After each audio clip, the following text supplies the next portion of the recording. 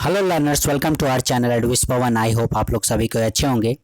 आज हम लोग एक बहुत ही इंपॉर्टेंट टॉपिक पर डिस्कस करने वाले हैं। हाल ही में आप लोगों का एग्जामिनेशन कंप्लीट हुआ है, उसी से related JAC board class 11 term 1 examination session 2022 paper third English elective MCQ type solution oblique answers. Okay, ये जो है क्लास 11 का इलेक्टिव इंग्लिश जिन स्टूडेंट्स ने रखा है, खासकर ये आर्ट्स के स्टूडेंट लोग ज़्यादातर रखते हैं, तो उन्हीं के लिए ये आज का सेशन बहुत ही यूज़फुल होने वाला है, क्योंकि इसमें जो आप लोगों का एग्जामिनेशन हुआ उसके 40 क्वेश्चंस के आंसर्स विथ एक्सप्लेनेशन बतलाए जाएंगे।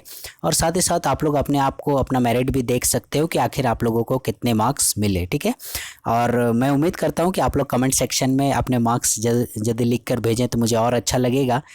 Okay, so let's start. Question number one जो है आप लोगों का पैराग्राफ से रिलेटेड है, that is based on polythene से रिलेटेड, लेकिन पैराग्राफ यहाँ मेंशन नहीं किया गया है। आप लोग अपने क्वेश्चन में पैराग्राफ को देख लीजिएगा। हम लोग डायरेक्ट क्वेश्चन से शुरू करते हैं। ठीक है, polythene shopping bags and wrappers are a potential threat to, बोल रहा है पॉलीथीन बैग जो हैं, जो हम लोग शॉपिंग में यूज़ करते हैं, या इसी प्रकार के प्लास्टिक के जो रैपर्स होते हैं, ये जो है बहुत ही बड़ा थ्रेट है। वो माने किसके लिए बहुत ही ज़्यादा खतरा है।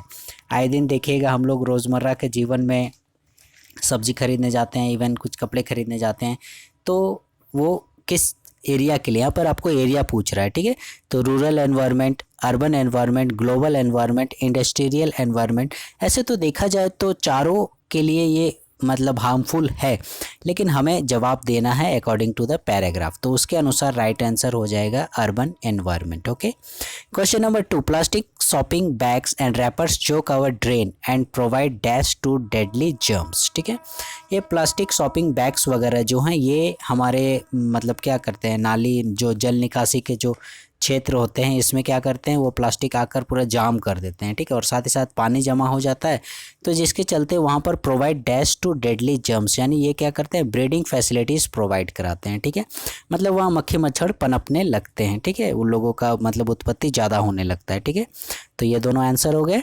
Question number 3, plastic waste disrupt, third number का राइट आंसर हो जाएगा सीवर सिस्टम। ओके, जो जल निकासी वगैरह के सिस्टम होती है उसको ये बर्बाद करता है। ठीक है, 4, millions of people returning to their home town every day carry their shoppings in colourful bags according to the paragraph. ठीक है, what are the essential arteries of city life, city life का एसेंशियल यानी अनिवार्य arteries क्या है, that is severe system. ठीक है, क्योंकि सिटी लाइफ में, शहरों में यदि ये सीवियर सिस्टम, जल निकासी की व्यवस्था नहीं होगी तो बहुत ही भयावह स्थिति उत्पन्न हो जाएगी। So the right answer is जो है आप लोगों का option number 1। 6, in the passage the word dispose means discard. Okay, question option 2। Next question number 7, what kind of woods the poet stops to watch. ठीक है, वो किस प्रकार के वुड्स थे जहाँ लेखक रुका था, रॉबर्ट फ्रॉस्ट की कविता है स्टॉपिंग बाय वुड्स। ठीक है, तो इसका राइट आंसर हो जाएगा filled up with snow. Okay, option number 3 is your correct answer. ठीक है, question number 8, the poet gives his harness bells. ठीक है, तो इसमें देखिएगा आप लोगों को जो ऑप्शंस दिए गए थे, यदि आप लोगों के पास क्वेश्चन होगा तो देखिएगा उसमें जो है हल्का सा मिसप्रिंट हो गया था, मैंने इसमें सुधार दिया है। ठीक है, यहाँ पर जो ऑप्शन ए शेक, ये राइट आंसर होगा, लेकिन आप लोगों का ऑप्शन में क्या लिखा हुआ था, स्नेक लिखा हुआ था, सांप। ठीक है, तो मे बी वो मिसप्रिंट हुआ होगा, राइट आंसर इज शेक। ठीक है, क्योंकि और कोई ऑप्शंस तो सही नहीं है। Next question number 9, according to the poet how do the woods seem, लेखक के अनुसार वो जो वुड्स थे, जंगल कैसे दिख रहे थे। ठीक है, तो जंगल कैसे दिख रहे थे, दैट इज ये लवली वाला। ठीक है, lovely, dark and deep. Question number 10, what work the poet has to do before he goes to sleep, लेखक को सोने से पहले मतलब क्या कार्य करना था। He has to finish his homework, he has to travel a long distance, या फिर आगे हम लोग बढ़ते हैं। नेक्स्ट जो हम लोगों का ऑप्शंस है, option number 3, that is he has to feed his horse, he has to clean his house, तो ये दोनों तो नहीं होंगे। इसका राइट आंसर हो जाएगा he has to travel a long distance, उसको लंबी दूरी तय करनी थी। ठीक है, तो यही आप लोगों का राइट आंसर भी हो जाएगा। Okay, next question number 11, dash is a piece of writing है। देखिए यहाँ से हम लोग जो है राइटिंग सेक्शन में आ गए। Dash is a piece of writing that deals with its subject from a personal point of view.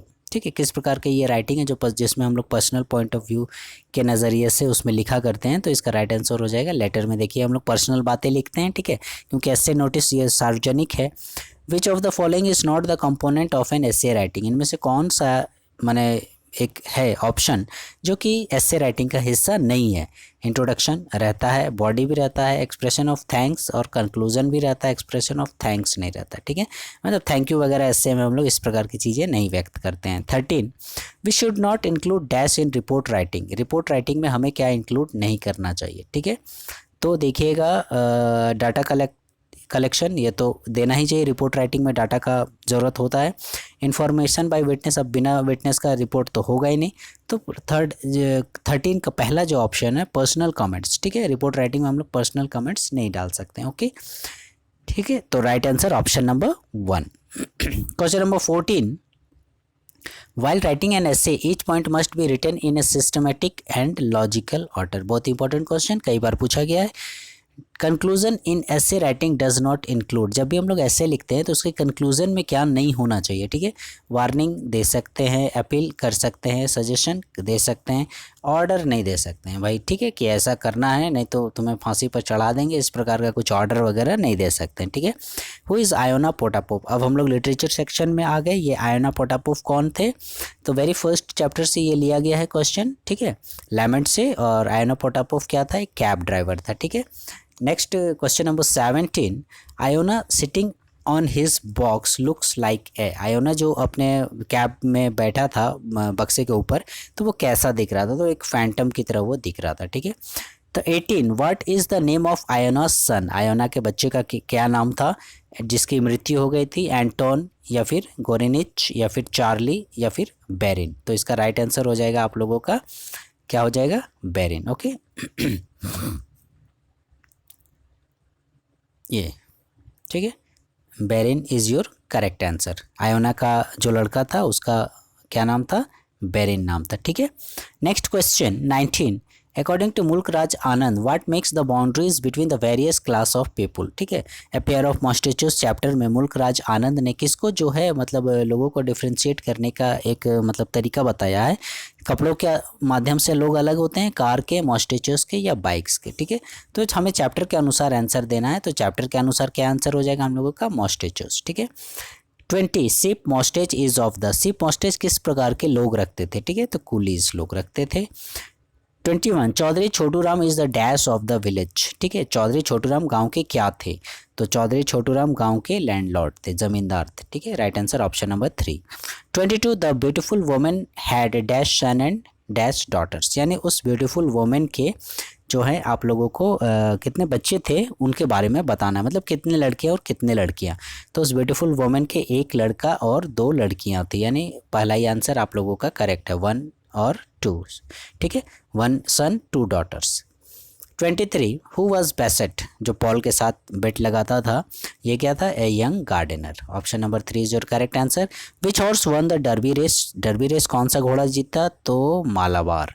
Originally the cost of the watch was, ठीक है, रियली में यदि देखा जाए तो उस घड़ी की, मार्क ट्वेन की जो घड़ी थी वो कितने उसकी कीमत थी, $200। ठीक है, next 26, at first the author gave his watch to a dash to get it repaired. ठीक है, सबसे पहले लेखक ने अपनी घड़ी मतलब किसको दी बनाने के लिए, तो एक ज्वेलर को दी थी। ठीक है, उसके बाद ही वो वॉच मेकर्स के पास गया था अपनी घड़ी बनाने के लिए। ठीक है, next question number 27, the author mark Twain visited more than dash watch makers. ठीक है, ये क्वेश्चन थोड़ा कंट्रोवर्शियल है, काफ़ी बार मैंने टेक्स्ट बुक का भी रीडिंग किया, लेकिन फिर भी इसके फाइनल कंक्लूज़न पर नहीं पहुंच पाया, क्योंकि इसमें जो ऑप्शंस दिए गए हैं पूछ रहा है कि मार्क ट्वेन जो है कितने वॉच मेकर के पास किया। तो एक्चुअल में यदि देखा जाए वॉच मेकर्स होने से आप लोगों का जो है 7 वॉच मेकर होता है टोटल, जिसमें से एक जो है वो हमारा ज्वेलर था। ठीक है, जो हमने इस पहला जो हमने बताया इसमें जो बनाया था ये ज्वेलर। ठीक है, लेकिन यहाँ जो ऑप्शन है आप लोगों के 12, 15, 20, 10, तो इसका क्या करेक्ट आंसर होगा। जनरली इस प्रकार के केस में नियरेस्ट को माना जाता है, क्योंकि चैप्टर में कहीं भी मेंशन नहीं किया गया है। ठीक है, 7 बार से ज़्यादा नहीं होता है वो घड़ी बनाने के लिए। ठीक है, तो फिर भी देखा जाए इसमें अब क्या आंसर आता है इसका।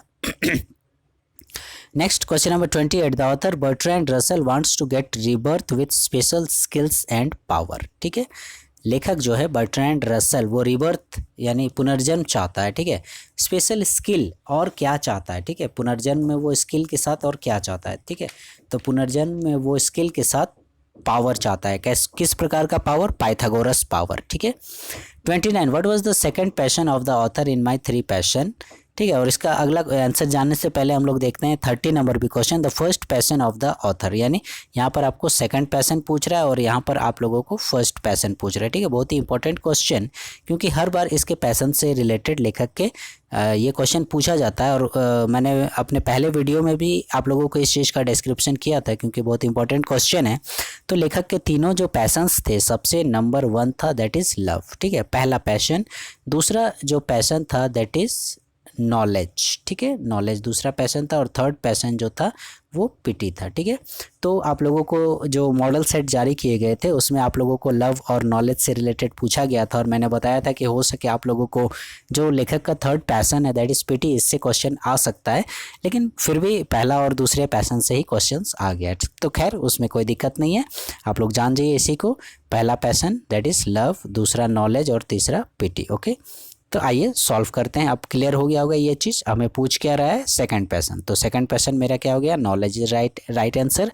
और फर्स्ट पैशन तो मैंने बताया लव, ठीक है। Come to the next question that is 31, where is Munda tribe found, Munda tribe कहाँ पाए जाते हैं जनजाति? तो झारखंड में।